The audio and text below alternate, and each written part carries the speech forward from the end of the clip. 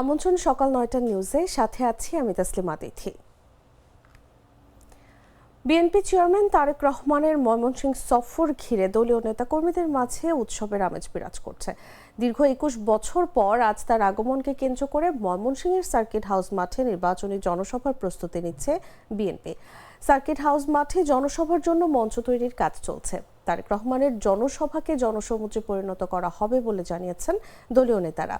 বিপুল জনসমাগম ঘটাতে এরই মধ্যে সব প্রস্তুতিও সম্পন্ন হয়েছে। আয়োজকরা বলছেন, মঙ্গলবার দুপুর ২টায় নগরীর সার্কিট হাউস ময়দানে নির্বাচনী জনসভায় উপস্থিত থাকবেন তারেক রহমান। সভা মঞ্চে বিভাগের ময়মনসিংহ, শেরপুর, নেত্রকোনা ও জামালপুরের ২৪টি সংসদীয় আসনের সংসদ সদস্য প্রার্থীদের পরিচয় করিয়ে দেবেন এবং প্রধান অতিথির বক্তব্য রাখবেন। জনসভাকে ঘিরে নিরাপত্তার বিষয়ে জানতে চাইলে ময়মনসিংহের অতিরিক্ত পুলিশ সুপার আল মামুন বলেন, তারেক রহমানের জনসভাকে কেন্দ্র করে নিরাপত্তা সহ সার্বিক বিষয়ে প্রয়োজনীয় প্রস্তুতি সম্পন্ন করা হয়েছে। গোয়েন্দা নজরদারি বৃদ্ধি সহ বিপুল পরিমাণ পুলিশ মোতায়েন থাকবে। ট্রাফিক ব্যবস্থাপনা যাতে স্বাভাবিক থাকে এবং সাধারণ মানুষের চলাচলে কোনো বিঘ্ন না ঘটে, সেজন্য পুলিশের বিশেষ টিম দায়িত্ব পালন করবে।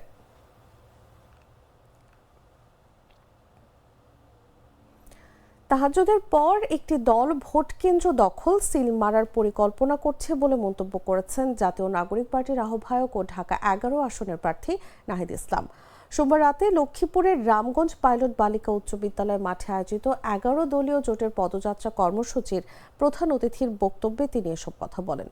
বিএনপি চেয়ারম্যান তারেক রহমানের বক্তব্যের সূত্র ধরে তিনি বলেন, একটি দল অন্য সব দলকে বিলুপ্ত করে নিজের পেটের ভেতর নিয়ে নিয়েছে। সেই দলের শীর্ষ নেতা তার প্রথম জনসভা শুরু করেছেন সমালোচনা দিয়ে। এ সময় ষড়যন্ত্র রুখে দিতে দেশের সব নেতাকর্মীদের ঐক্যবদ্ধ থাকার আহ্বান জানান তিনি। আমরা কোনো দোষারোপের রাজনীতি করতে চাই না, কোনো সমালোচনার রাজনীতি করতে চাই না।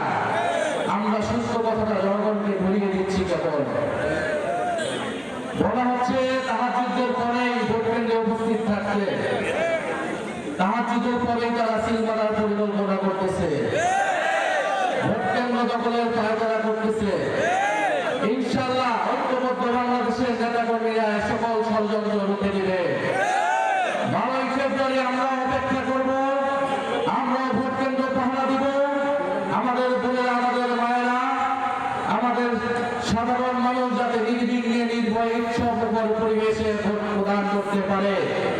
যারা এই ভোট প্রদানে বাধা হয়ে দাঁড়াবে, যারা নানামুখী ষড়যন্ত্র করবে, তাদেরকে কঠোরভাবে প্রতিহত।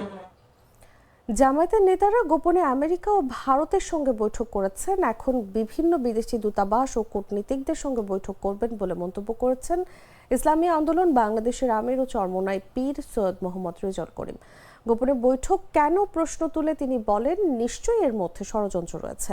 সোমবার বিকেলে শেরপুরের শ্রীবর্দী উপজেলা নতুন বাসস্ট্যান্ড মাঠে শেরপুর ৩ আসনে ইসলামী আন্দোলন বাংলাদেশ মনোনীত হাতপাখা প্রতীকের প্রার্থী মুফতি আবু তালেব মোহাম্মদ সাইফুদ্দিনের পক্ষে আয়োজিত নির্বাচনী পথসভায় প্রধান অতিথির বক্তব্যে তিনি এসব কথা বলেন। আমরা ইনসাফ প্রতিষ্ঠিত করতে চাই ইসলামের নিয়ম আদর্শ অনুযায়ী, কিন্তু আপনারা করতে চান কোন নিয়ম নীতি অনুযায়ী? এই নিয়ম নীতি তো আমেরিকার নিয়ম নীতি। জামাতের নেতৃবৃন্দ গোপনে আমেরিকার সাথে বৈঠক করেছে, তারা গোপনে ভারতের সাথে বৈঠক করেছে। এখন বৈঠক করবে বিভিন্ন দূতাবাস বা বিভিন্ন বিদেশি যে আছে না, তাদের সাথে করবে, কোনো অসুবিধা নেই। গোপন কেন? সেটা গোপন কেন? এইটাই কিন্তু আমাদেরকে চিন্তিত করেছে। নিশ্চয়ই এর মধ্যে কোনো ষড়যন্ত্র রয়েছে। গ্লিটারের টুইন লেমন ও অ্যান্টিব্যাকটেরিয়াল ফর্মুলা বাসনকে চকচকে জীবাণুমুক্ত করে আমাদের দেয় glitter guarantee. Tangail medical college হাসপাতালে নারী চিকিৎসকদের ওয়াশরুমে গোপন ক্যামেরা বসানোর অভিযোগে রায়হান কবির ইমন নামের এক ইন্টার্ন চিকিৎসককে আটক করেছে পুলিশ। সোমবার বিকেলে মেডিকেল কলেজ হাসপাতালে অভিযুক্ত ইমনকে শনাক্ত করেন হাসপাতালের শিক্ষার্থীরা। পরে ইন্টার্ন চিকিৎসকরা হাসপাতালের পরিচালক সহ ইমনকে অবরুদ্ধ করে রাখেন।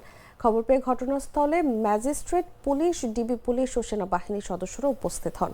পরিস্থিতি উত্তপ্ত হয়ে উঠলে ইন্টার্ন চিকিৎসকদের আন্দোলনের মুখে এক পর্যায়ে সন্ধ্যায় অভিযুক্ত চিকিৎসককে পুলিশ তাদের হেফাজতে নেয়। পরে তাকে ডিবি কার্যালয়ে নিয়ে যাওয়া হয়। ঘটনাটি জানাজানি হলে হাসপাতালের চিকিৎসক ও কর্মীদের মধ্যে চরম উদ্বেগ ও ক্ষোভের সৃষ্টি হয়। বিষয়টি সুষ্ঠু তদন্ত ও দৃষ্টান্তমূলক শাস্তির দাবি জানিয়েছেন তারা।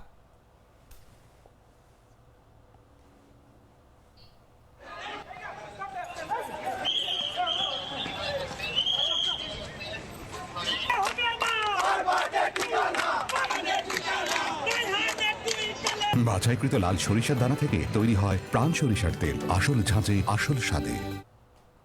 জানাবো আন্তর্জাতিক সংবাদ।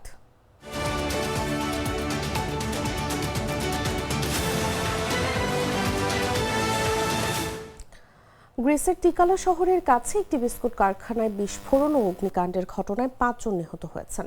দেশটির গণমাধ্যমের খবরে বলা হয়, সোমবার ভোর রাতে ভিওলান্তা নামের ওই কারখানায় হঠাৎ বিস্ফোরণের পর আগুন ছড়িয়ে পড়ে। ওই সময় রাতের শিফটে শ্রমিকরা ভেতরে অবস্থান করছিলেন।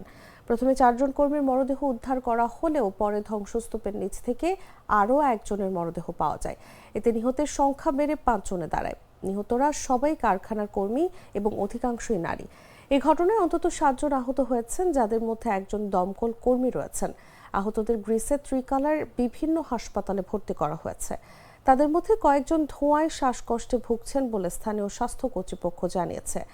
গ্রিক ফায়ার সার্ভিসের বরাতে পত্রিকাগুলো জানায়, আগুন নেভাতে দীর্ঘ সময় লাগে এবং উদ্ধার কাজে ভারী যন্ত্রপাতি ব্যবহার করতে হয়। বিস্ফোরণের সঠিক কারণ এখনও জানা যায়নি, তবে প্রাথমিকভাবে গ্যাস লিক বা যান্ত্রিক ত্রুটির সম্ভাবনা খতিয়ে দেখা হচ্ছে।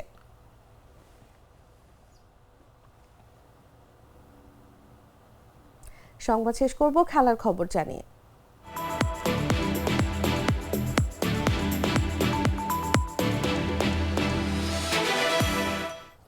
টি-20 বিশ্বকাপ থেকে বাংলাদেশকে বাদ দিয়েই ক্ষান্ত হয়নি আইসিসি। এবার গণমাধ্যমের ওপরও আঘাত হানা হয়েছে। টি-20 বিশ্বকাপ কভার করতে বাংলাদেশ থেকে অ্যাক্রেডিটেশন কার্ডের জন্য যে সকল সাংবাদিক আবেদন করেছিল আইসিসিতে, সবার আবেদনই বাতিল করে দেওয়া হয়েছে ক্রিকেটের সর্বোচ্চ নিয়ন্ত্রক সংস্থা থেকে। অর্থাৎ এবার বাংলাদেশ থেকে কোনো সাংবাদিকই যেতে পারছে না টি-20 বিশ্বকাপ কভার করার জন্য। এ বিষয়ে বাংলাদেশ স্পোর্টস জার্নালিস্টস অ্যাসোসিয়েশনের সভাপতি আরিফুর রহমান বাবু বলেন, এটা বাংলাদেশের ক্রীড়া সাংবাদিকদের জন্য অপমানের, গ্লানির এবং ক্ষোভের।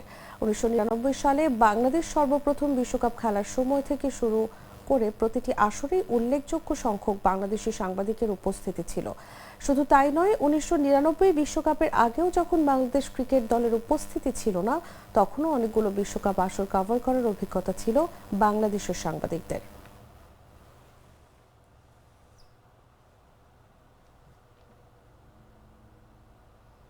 দর্শক, এই ছিল এখনকার মতো। এরপর দেখবেন বেলা 11টার সংবাদ। প্রতি মুহূর্তে সর্বশেষ খবর জানতে ভিজিট করুন jagonews24.com। ফলো করুন আমাদের ভেরিফাইড ফেসবুক পেজ এবং সাবস্ক্রাইব করুন জাগো নিউজের ইউটিউব চ্যানেল। ধন্যবাদ সবাইকে।